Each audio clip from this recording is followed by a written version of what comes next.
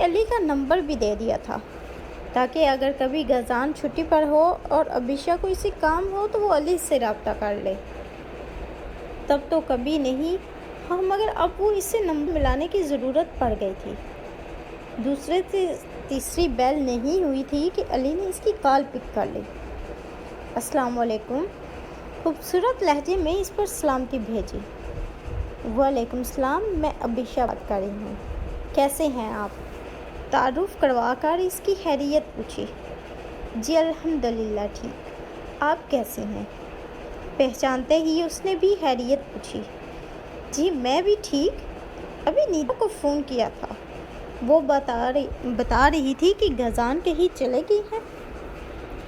میں تو چکرا سی گئی ہوں سب سن کر۔ ان کی تو غالباً آج شادی تھی نیتا کے ساتھ۔ اس کے سوال پر دوسری جانب علی نے سر داغ بھری۔ آپ نے ٹھیک سنا ہے۔ اس واقعے کے بعد سے وہ اتنا خاموش ہو گیا تھا کہ اس کے دل میں کیا چل رہا ہے اس نے کسی سے شیئر نہیں کیا، حتیٰ کہ مجھ سے بھی نہیں۔ مجھ سے تو وہ ملا بھی نہیں۔ ہاں رومان سے پتہ چلا کہ وہ سارا دن گھر سے باہر رہتا تھا اور کل رات سب کے سونے کے بعد وہ اچانک گھر چھوڑ کر چلا گیا۔ اس کے کچھ کپڑے، بیگز اور تعلیمی اسناد سب غائب ہیں۔ کہاں گیا ہے کسی کو کچھ پتہ نہیں۔ بس آپ دعا کرنا جہاں ہو خیریت سے ہو۔ ان کے گھر میں ایک قیامت آئی ہوئی ہے۔ آنٹی اور منا کا بہت برا حال ہے، علی نے تفصیل سے بتایا۔ یہ تو بہت برا ہوا، اللہ انہیں اپنے امان میں رکھے۔ اور ان کا موبائل؟ اس نے اپنی تہیں سوال کیا۔ اس کی سم نکال کر وہ موبائل لے گیا ہے، اب تو اس سے کانٹیکٹ کا کوئی ذریعہ بھی نہیں۔ اس کی بات پر وہ خاموش رہ گئی۔ سمجھ میں نہیں آ رہا کیا کہوں، وہ صاف گوئی سے بولی۔ زبان جیسے بولنا ہی بھول گئی تھی، اتنا بڑا شوق تھا۔ بس دعا کیجیے گا کیونکہ اس وقت اس کے علاوہ ہمارے ہاتھ میں اور کچھ نہیں۔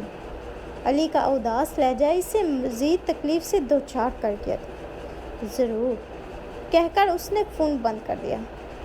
اے اللہ، اس اتنے اچھے انسان پر کوئی آنچ نہ آئے۔ اے اللہ، وہ جہاں کہیں ہو اسے اپنی حفاظت میں رکھنا۔ اس کا روا غزان کے لیے دعا گو تھا۔ ایک ہفتہ گزر چکا تھا اور ہر گزرتے دن کے ساتھ ابیشہ کو اس شخص کے ساتھ ہونے والا ناروا سلوک اور بھی ستا رہا تھا۔ کچھ سوچ کر اس نے علی سے رومان کا نمبر لیا۔ نمبر ملا کر وہ سانس روکے دوسری جانب سے اٹھائے جانے کا انتظار کر رہی تھی۔ ہیلو، سنجیدہ سی آواز میں فون میں ابھری سنجیدہ آواز۔ السلام علیکم، میں ابیشہ بات کر رہی ہوں، آپ لوگوں کی یونٹ فیلو تھی۔ غزان؟ جی میں آپ کو اچھے سے جانتا ہوں، کیسی ہیں آپ؟ اس نے فوراً پہچان کا مرحلہ طے کیا۔ جی الحمدللہ، میں ٹھیک ہوں، آپ کیسے ہیں؟ اس نے بھی خیریت پوچھی۔ بس جی رہے ہیں۔ اس کے لہجے کی اداسی ابیشہ کو بھی گھائل کر دی۔ مجھے علی نے بتایا تھا غزان کے بارے میں کچھ پتہ چلا، کہاں گئے ہیں؟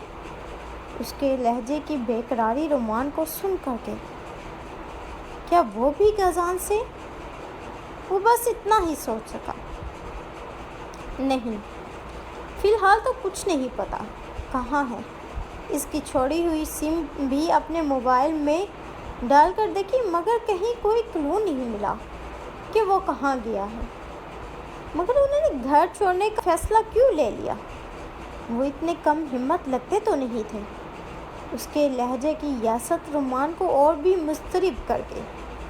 کچھ سوچ کر وہ اسے شفق اور سکندر صاحب کے رویے کے متعلق بتاتا چلا گیا۔ اور سونے پہ سہاگا ڈیڈی نے اس کی نیتا سے شادی رکھ دی جسے وہ کبھی پسند نہیں کرتا تھا۔ اب خود سوچیں، جو شخص اپنے ماں باپ کے آگے بے اعتبار ٹھہرے، جسے پھر بھی ان کے سامنے یا ان کے ساتھ رہنا چاہیے۔ میرے نزدیک اس نے بالکل صحیح اسٹیپ لیا ہے۔ یہاں ہر کوئی اسے ہر لمحہ کھچوکے لگا رہا تھا، ایک ایسے گناہ کی سزا دے رہا تھا جو اس نے یقیناً نہیں کیا۔ میں شاید اس کی جگہ ہوتا تو اب تک خودکشی کر چکا ہوتا۔ جس کے ماں باپ مشکل میں اس کے ساتھ نہ دیں، اب سوچیے ایسے شخص پر کیا بیتے گی۔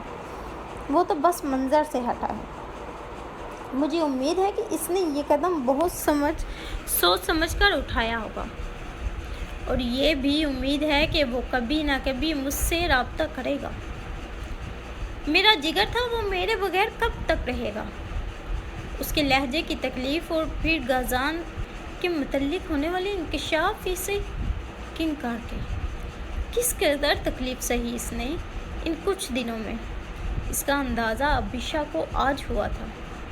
رومان، میں نے کچھ پلان کیا ہے، اور یہ سب میں آپ کی مدد کے بغیر اکیلے نہیں کر سکتی۔ ایک عزم لیے وہ گویا ہوئی۔ رومان چونکا۔ کیا مطلب؟ اس نے سوال کیا۔ یہ سب میں آپ کو مل کر بتاؤں گی۔ کل شام میرے آفس کے سامنے ایک ریسٹورینٹ ہے، کیا آپ وہاں آ سکتے ہیں؟ اس کے سوال پر وہ کچھ لمحوں کے لیے سوچ میں پڑ گیا۔ آپ مجھے لوکیشن بتائیں، میں ضرور آپ سے ملنا چاہوں گا۔ رومان کو ایسا محسوس ہوا جیسے کوئی غم گسار مل گیا ہو، لہٰذا فوراً نہ صرف اس سے ملنے کا ارادہ کیا بلکہ اس کی مدد کرنے کی بھی ٹھانی۔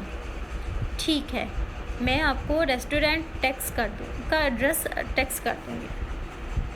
مجھے امید ہے ہم بہت جلد غازان کو بے قصور ثابت کریں گے۔ اللہ آپ کو اپنی امان میں رکھے۔ اس کے کہے الفاظ رومان کو حیران کر کے کیا وہ ٹھان چکی ہے؟ وہ کیا ٹھان چکی تھی؟ یہ اب کل ہی پتہ چلنا تھا۔ اگلی شام رومان اور وہ آمنے سامنے تھے۔ جی، آپ نے کیا سوچا ہے؟ کل سے بس اب تک ذہن میں آپ کی اسی بات میں اٹکا ہوا ہے۔ اس وقت واقعی الجھا ہوا تھا۔ میں یہ نہیں جانتی کہ جو میں سوچ رہی ہوں اور جو میں کرنے چلی ہوں، اس میں ہم کب تک کامیاب ہوتے بھی ہیں یا نہیں، مگر میں اس طرح ہاتھ پر ہاتھ رکھ کر نہیں بیٹھ سکتی۔ کل کو جب ہم اللہ کے سامنے جائیں گے اور وہ ہم سے یہ سوال کرے گا کہ میرا ایک بے گناہ شخص تھا، لوگوں نے اس پہ الزام لگایا، تم اسے جانتے تھے، تم نے اس کی بے گناہی کے لیے کیا کیا، تو ہم اللہ کو کیا منہ دکھائیں گے؟ میں بس کوشش کرنا چاہتی ہوں تاکہ کل کو میں اللہ کے سامنے شرمندہ نہ ہوں۔ میں نے اپنے طور پر اس شخص کے لیے کچھ نہیں کیا جس نے مجھے بغیر جانے میری بہت سی جگہوں پر مدد کی۔ اس کے عزائم جان کر رومان ششدر رہ گیا۔ غازان کا بھائی ہوتے ہوئے بھی ابھی تک وہ یہ سب نہیں سوچ سکا تھا جو اس نے بغیر کسی رشتے کے سوچ لیا تھا۔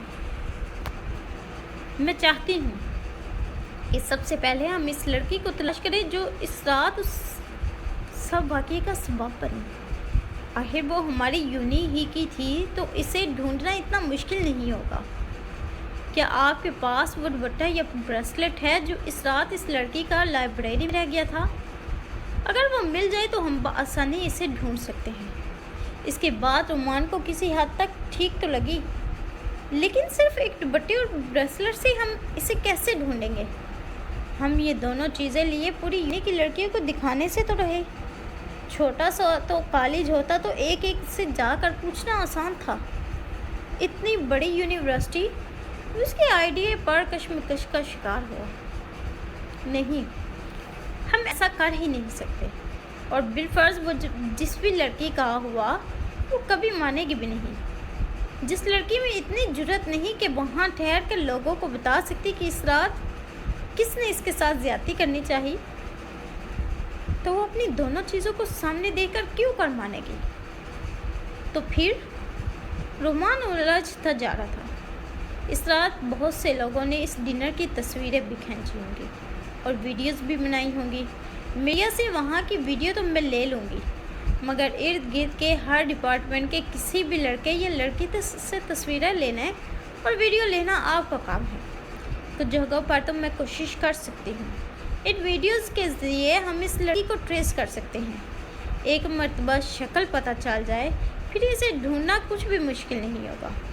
ابیشا کے آئیڈیا کو وہ سراہے بغیر نہ رہ سکا، مگر اس میں ہمیں کچھ وقت لگے گا، شاید مہینہ بھی لگ سکتے ہیں۔ رومان نے اسے حقیقت بتائی۔ سالوں بھی لگ جائیں مگر میں اس کیس کو نہیں چھوڑوں گی، اس نے پرعزم لہجے میں کہا۔ کیا یہ سب کر کے بھی ہم کامیاب ہو جائیں گے؟ کیا ہم لوگوں کو یہ یقین دلا پائیں گے کہ غزان بے قصور ہے؟ اور کیا اتنے اثر و رسوخ والے رستم کو ہم سزا دلوا پائیں گے؟ نعمان نے اپنے ذہن میں ابھرتے سوالات کو الفاظ دیے۔ میں جانتی ہوں کہ میں اور آپ اس کے جتنے طاقتور نہیں، میں کمزور ہوں، مگر اس کے باوجود میں اس سے کہیں زیادہ طاقتور ہوں، کیونکہ سب سے بڑی طاقت رکھنے والا وہ اللہ میرے ساتھ ہے۔ ان کے پاس زمین پر اثر و رسوخ ہے، ان کا اثر و رسوخ آسمان اور زمین پر اختیار رکھنے والے کے آگے کچھ بھی نہیں، پھر میں کیوں ان سے خوفزدہ ہوں؟ جب اللہ کی بے آواز لاٹھی پڑتی ہے تو انسان کے سب کس بل نکل جاتے ہیں۔ وہ اس زمین پر ہزاروں لوگوں کو خریدنے کی اہلیت تو رکھتے ہیں، مگر وہ اللہ کی سزا کو اپنے پیسے کے بل بوتے پر موڑ دینے کی صلاحیت نہیں رکھتے۔ اور پھر جب اللہ ہی ہمارے لیے کافی ہے تو ہمیں کیا ضرورت ہے ایسے لوگوں سے ڈرنے کی؟ جب اللہ نے اس کام کو کرنے کا ارادہ میرے دل میں ڈالا ہے تو منزل تک سب راہیں وہی آسان کرے گا۔ بس آپ کو اور مجھے ہمت نہیں ہارنی۔ اس کا یقین، اس کا بھروسہ نعمان کی آنکھوں کو نم کر گیا۔ کبھی کبھی اجنبی اپنوں سے کہیں زیادہ اپنے نکلتے ہیں، اور اجنبیوں سے بھی زیادہ اجنبی، اور اپنے اجنبیوں سے بھی زیادہ اجنبی۔ آج غزان کے سبھی اپنوں نے اسے ڈسون کر دیا تھا، تو اللہ نے ایک اجنبی کے دل میں اس کے لیے کس قدر درد ڈالا تھا کہ وہ اس کے لیے سب کچھ تیاگ دینے کو تیار تھے۔ یہ محبت نہیں تو اور کیا تھا؟ میں ہر قدم پر آپ کے ساتھ ہوں، نعمان نے اسے یقین لایا۔ اس کا جان سے پیارا بھائی اب معتبر ٹھہرے، یہی اس کا مقصد بن گیا تھا۔ ایک ہفتہ ہو گیا تھا اسے کینیڈا رہے ہوئے۔ فائنل سیمسٹرز کے پیپر شروع ہونے سے پہلے اس نے انٹرنیٹ پر کینیڈا کی جاب کے بارے میں پڑھا اور فوراً اپلائی کر دیا۔ انہوں نے اس کی انفارمیشن پروسیس کرنے میں کچھ دن لگائے۔ جب انہیں غزان جاب کے لیے موزوں لگا تب انہوں نے اسکائپ پر اس کا انٹرویو کر کے اسے جاب کے لیے بہترین کینڈیڈیٹ کی حیثیت سے چن لیا۔ غزان نے گھر میں کسی کو یہ خبر نہیں بتائی تھی۔ وہ چاہتا تھا جب فائنل پیپرز ہو جائیں وہ تب سب کو یہ خوشخبری سنائے گا، مگر وہ نہیں جانتا تھا کہ قسمت اس کی زندگی کو کس نہج پر لے آئے گی۔ جب واقعہ ہوا، اس کے اگلے دن غزان کو اپارٹمنٹ لیٹر بما کینیڈا کے ویزا و ٹکٹ سب موصول ہو گئے۔ اس نے انہی دنوں اپنی ضروری چیزیں فائنل کر کے کسی کو بھی بتائے بنا ہفتے کی رات ہی کینیڈا کے لیے فلائی کر گیا۔ یہاں انہوں نے اس کی رہائش کا بھی انتظام کر رکھا تھا، لہٰذا اسے کوئی مسئلہ نہیں ہوا۔ گھر سے نکلتے وقت اس نے عہد کیا کہ اب وہ کبھی ان سب کی زندگیوں میں لوٹ کر نہیں آئے گا۔ جس رات وہ واقعہ ہوا تھا، جو بے اعتباری شفق نے دکھائی، وہ مرد ہو کر زندگی میں پہلی مرتبہ اس رات روتا رہا۔ اسے دکھ یہ تھا کہ اسے جنم دینے والی ماں نے اسے بے توقیر کر دیا، اس پر شک کیا۔ اس کے لیے یہ بات برداشت سے باہر ہو گئی۔ پوری دنیا بھی اسے کہے پر ایمان نہ لاتی تو وہ اسے پرواہ نہ ہوتی، مگر ماں کی بے اعتباری اسے کھوکھلا کر گئی۔ پھر اس نے وہ فیصلہ جو سب کو بتا کے کرنا تھا خاموشی سے کیا۔ وہ کبھی کم ہمتی کا مظاہرہ نہ کرتا اگر اس کی ماں اس کا ساتھ نہ چھوڑتی۔ اب اس کے لیے وہاں کچھ نہیں بچا تھا۔ 3 ماہ بعد۔ ہیلو، کیسی ہو فرا؟ ابیشا کی آواز فون سے ابھری۔ میں ٹھیک ہوں باجی، آپ کیسی ہیں؟ فرا آہستہ سے گویا ہوئی مبادہ گھر میں کوئی سن نہ لے۔ میں ٹھیک ہوں، میں نے تمہیں جو کام کہا تھا وہ کس حد تک ہوا؟ اس سوال پر دوسری جانب کچھ دیر کے لیے خاموشی چھا گئی۔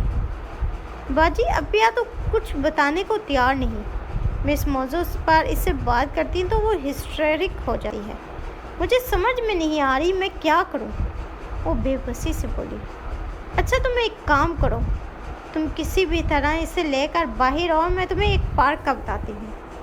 تم اسے لے کر کل شام سیدھا وہاں آ جاؤ، میں وہاں تمہاری موجود ہوں گی۔ میں بھی وہاں موجود ہوں گی۔ میں پھر خود ہی اس سے سچ گلوا لوں گی۔ میں تمہارے گھر آ کر بات نہیں کر سکتی، ورنہ نہیں آ جاتی۔ تمہاری امی نے مجھے یہ سب کرنے کی اجازت نہیں دیں گی، اور تمہارے گھر میں چھپ کر زنیرہ سے کوئی بات نہیں کر سکتی۔ اس نے زنیرہ کو باہر بلانے کا مقصد بتایا۔ ٹھیک ہے، آپ مجھے جگہ بتا دیں، میں اسے لے آؤں گی۔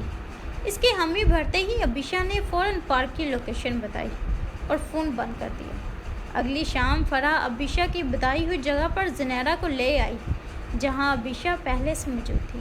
یہ پارک عام پارک نہیں تھا، صرف جاگنگ اور واکنگ کے لیے لوگ اسے استعمال کرتے تھے، لہٰذا رش کی کوئی گنجائش نہیں تھی۔ اسی لیے ابیشا نے یہ جگہ پسند کی تھی، تاکہ آرام اور تسلی سے زنیرہ کو سچائی کا سامنا کرنے اور اسے بتانے کے لیے کنونس کر سکے۔ زنیرہ وہی لڑکی تھی جسے کچھ ماہ پہلے رستم نے یونیورسٹی سے واپسی پر اٹھوا لیا تھا اور پھر اپنے فلیٹ میں لے جا کر زیادتی کا نشانہ بنایا تھا۔ زنیرہ اس کے ساتھ پوائنٹ میں آتی جاتی تھی، لہٰذا ان کی آپس میں اچھی خاصی دوستی ہو چکی تھی۔ کچھ دن کی مسلسل غیر حاضری پر ابیشا اس کے گھر گئی تاکہ پتہ کرے کہ کیا مسئلہ ہے۔ فون کرنے پر اس کی بہن نے بس اتنا بتایا کہ اس کی طبیعت ٹھیک نہیں رہتی، لیکن کتنی خراب تھی اس دن ابیشا یہی پتہ کرنے گئی تھی۔ السلام علیکم، کیسی ہیں آنٹی؟ زنیرہ بہت دنوں سے یونیورسٹی نہیں آ رہی تھی، پتہ چلا اس کی طبیعت ٹھیک نہیں، سوچا آ کر حال چال پوچھوں۔ دروازہ کھولتے ہی زنیرہ کی ماں سے آمنا سامنا ہونے پر ابیشا نے خوش دلی سے کہا، مگر وہ ابیشا کو پوری طرح گھور رہی تھی۔ مر گئی وہ ہمارے لیے۔ یکدم ان کے پھٹ پڑنے پر ابیشا بنجھکا رہ گئی۔ اسی اثناء میں اس کی بہن فرح دروازے کی جانب بڑھی۔ کیا ہو گیا امی؟ ماں کو ٹوکا۔ وہ مڑ کر فرح کو بھی غصے سے دیکھتی پاؤں پٹک کر اندر کی جانب بڑھ گئی۔ سوری، وہ امی کی طبیعت ٹھیک نہیں، آپ آئیں پلیز۔ کچن کی کھڑکی سے وہ ابیشا کو نہ صرف دیکھ چکی تھی بلکہ اس کا تعارف بھی سن چکی تھی۔ 3 مرلے کا بنا چھوٹا سا گھر تھا۔ فرح اسے سیڑھیاں چڑھ کر اوپر لے آئی۔ سامنے ہی 2 کمرے بنے تھے۔ فرح ایک کمرے کی جانب بڑھی، ابیشا نے بھی اس کی پیروی کی۔ زنیرہ، تمہاری یونیورسٹی سے کوئی ملنے آیا ہے۔ بیڈ پر گٹھری بنا ایک وجود منہ دوسری جانب کیے لیٹا تھا۔ فرح کی بات پر وہ قرآن کھا کر سیدھی ہوئی۔ ابیشا تو اسے دیکھ کر پہچان ہی نہ سکی، وہ تو کوئی ہڈیوں کا ڈھانچہ معلوم ہو رہی تھی۔ اچھی خوش شکل لڑکی تھی، مگر یہ کیا ہوا؟ وہ سرد نظروں سے ابیشا کو دیکھ رہی تھی۔ عجیب سی وحشت اور اجنبی پن تھا اس کی نظروں میں۔ ہیلو زنیرہ، وہ ہچکچا کر آگے بڑھی۔ دور رہو مجھ سے، خبردار میرے قریب مت آنا۔ اس کے چہرے سے ٹپکتا خوف ابیشا کو سن کر گیا۔ کیا ہوا اسے؟